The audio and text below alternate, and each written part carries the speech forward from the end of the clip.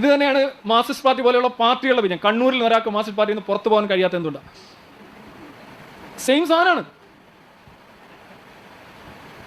അതൊരു വിജയ ഫോർമുലയാണ്. ഇസ്ലാം എന്താണ് ലോകം എമ്പാടും നടപ്പിലാക്കുന്നത്, ക്രിസ്ത്യാനിറ്റി നടപ്പിലാക്കുന്നത്, ഏതാണ്ട് അത് സമ്മാട്ട് അതേ സാധനമാണ് മാർക്സിസ്റ്റ് പാർട്ടി കണ്ണൂർ പോലെയുള്ള സ്ഥലങ്ങളിൽ നടപ്പിലാക്കുന്നത്. നിങ്ങൾ ശ്രദ്ധിച്ചു കഴിഞ്ഞാൽ മനസ്സിലാവും. ദാറ്റ്സ് വേ. പുറത്തു പോകാൻ പറ്റില്ല. പുറത്തു പോയി കഴിഞ്ഞാൽ അവൻ തൃണമാണ്. വേണ്ട, അവൻ സ്വതന്ത്രമായിട്ട് ഒരു വ്യക്തിക്കും സ്വതന്ത്രമായിട്ട് നിൽക്കാൻ പറ്റില്ല. അങ്ങനെ ഒരു സാധനമാണ്. അതേസമയം അങ്ങനെ ഇല്ലാത്ത മതങ്ങൾക്ക് അത്രയും കയറ്റം ഉണ്ടാവില്ല. മനസ്സിലായില്ല? അങ്ങനെ ഈ ഡിസിപ്ലിൻ, ഹൊറിബിൾ ഡിസിപ്ലിൻ ഇല്ലാത്ത മതങ്ങളെല്ലാം. അതുകൊണ്ടാണ് ഈ ഹിന്ദു മതമൊക്കെ ഇപ്പോൾ ഭയങ്കര ഡിസിപ്ലിൻ ഉണ്ടാക്കാനായിട്ട് ശ്രമിക്കുന്നത്, മതമാകാൻ ശ്രമിക്കുന്നത്. ഈ യഥാർത്ഥത്തിൽ ഹിന്ദു മതത്തിൻ്റെ സെമറ്റിസൈസേഷനാണ് ഇപ്പോൾ നടക്കുന്നത്.